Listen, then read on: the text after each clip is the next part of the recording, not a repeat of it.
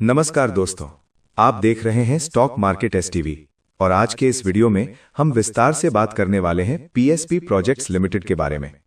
ये वीडियो खास तौर पर उन लोगों के लिए है जो इस स्टॉक में नई एंट्री लेना चाहते हैं या फिर पहले से इन्वेस्टेड हैं और ये जानना चाहते हैं कि आगे क्या स्ट्रैटेजी रखनी चाहिए। पीएसपी प्रोजेक्ट्स लिमिटेड एक कंस्ट्रक्शन और इंफ्रास्ट्रक्चर कंपनी है जिसकी स्थापना साल 2008 में हुई थी। ये company industrial buildings, institutional projects, residential projects और सरकारी इंफ्रास्ट्रक्चर प्रोजेक्ट्स पर काम करती है।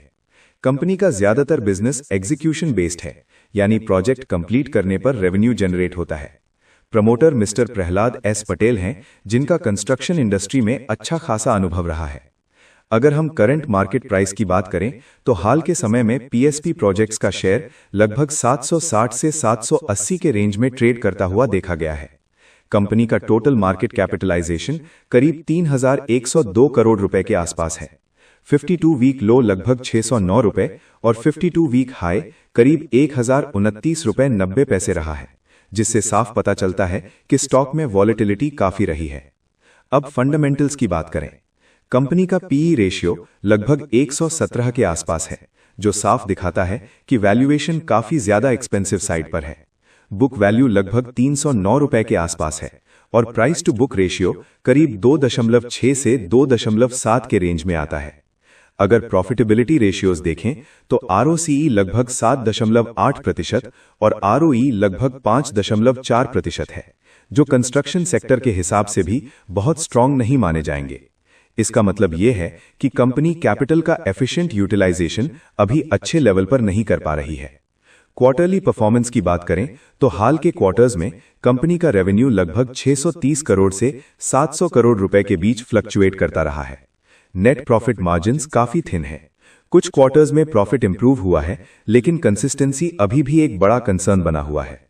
ईपीएस धीरे धीरे इंप्रूव होकर हालिया क्वार्टर्स में लगभग 4 रुपए के आसपास आता दिख रहा है, लेकिन ओवरऑल अर्निंग्स ग्रोथ अभी भी स्मूथ नहीं है।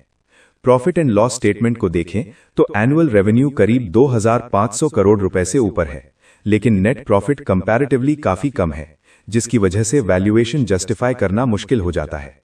ऑपरेटिंग मार्जिन लो टीन्स में है और नेट मार्जिन 2-3% के आसपास ही रहता है।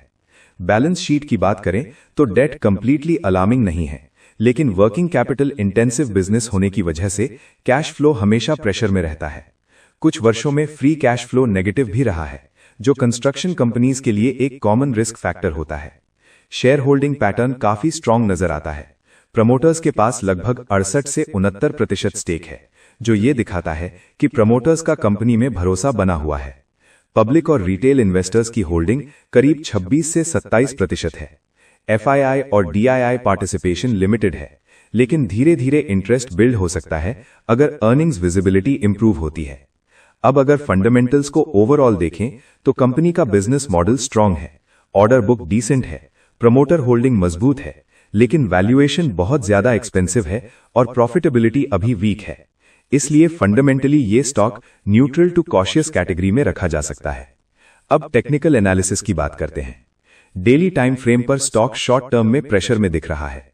प्राइस कई बार अपने शॉर्ट टर्म मूविंग एवरेजेस के नीचे ट्रेड करता हुआ नजर आया है। आरएसआई लगभग 25 से 30 के बीच है, जो वीक मोमेंटम को दर्शाता है। मैकडी भी बैरिश साइड पर रहा है, यानी शॉर्ट टर्म ट्रेडर्स को अभी सावधान रहने की जरूरत है। डेली चार्ट पर अगर सपोर्ट और रेजिस्टेंस देखें तो इमीडिएट सपोर्ट 760 रुपए के आसपास है और उसके नीचे मजबूत सपोर्ट 700 रुपए के पास आता है। रेजिस्टेंस की बात करें तो 840 रुपए पहला रेजिस्टेंस है और उसके बाद 900 रुपए एक मेजर हर्डल माना जाएगा। वीकली टाइम फ्रेम पर पिक्चर थोड़ी स्टेबल नजर आती है। स्टॉक अपने लॉन्ग टर्म स्ट्रक्चर में अभी पूरी तरह टूट नहीं रहा है। 700 रुपए के आसपास का लेवल वीकली चार्ट पर स्ट्रांग सपोर्ट की तरह काम करता दिख रहा है। अगर ये लेवल होल्ड रहता है तो मीडियम टर्म में रिकवरी देखने को मिल सकती है। वीकली रेजिस्टेंस 900 से 950 रुपए के जोन में आता है। अब फिबोनाची लेवल्स की बात करें। 52 वीक लो लगभग 610 रुपए और हाई 1029 रुपए माने तो 38.2% रिट्रेसमेंट लगभग 730 से 750 रुपए, 50% लेवल लगभग 820 रुपए और 61.8% रिट्रेसमेंट लगभग 900 रुपए के आसपास बैठता है।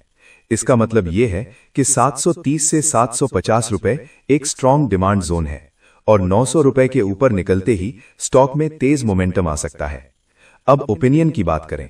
जो लोग नई एंट्री लेना चाहते हैं उनके लिए एडवाइस यही रहेगी कि या तो 700 से 750 रुपए के स्ट्रॉन्ग सपोर्ट जोन के पास लिमिटेड क्वांटिटी में एंट्री लें, या फिर 900 से 920 रुपए के ऊपर क्लियर ब्रेकआउट और वॉल्यूम कंफर्मेशन के बाद ही फ्रेश बाइंग करें। जो लोग पहले से इन्वेस्टेड हैं, अगर आपका कॉस्ट लोअर साइड पर है तो आप 700 रुपए के नीचे स्ट्रिक्ट स्टॉप लॉस के साथ होल्ड कर सकते हैं।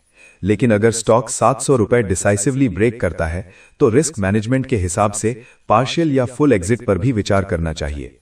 ओवरऑल टेक्निकल चार्ट पर स्टॉक अभी न्यूट्रल टू स्लाइटली वीक दिखता है और फंडामेंटल्स में वैल्यूएशन मेजर कंसर्न है, इसलिए अग्रेसिव बाइंग से बचना बेहतर रहेगा और डिसिप्लिन्ड अप्रोच रखना जरूरी है।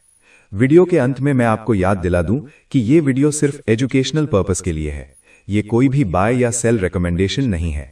स्टॉक मार्केट में निवेश हमेशा जोखिम के साथ आता है, इसलिए अपने फाइनेंशियल एडवाइजर से सलाह जरूर लें।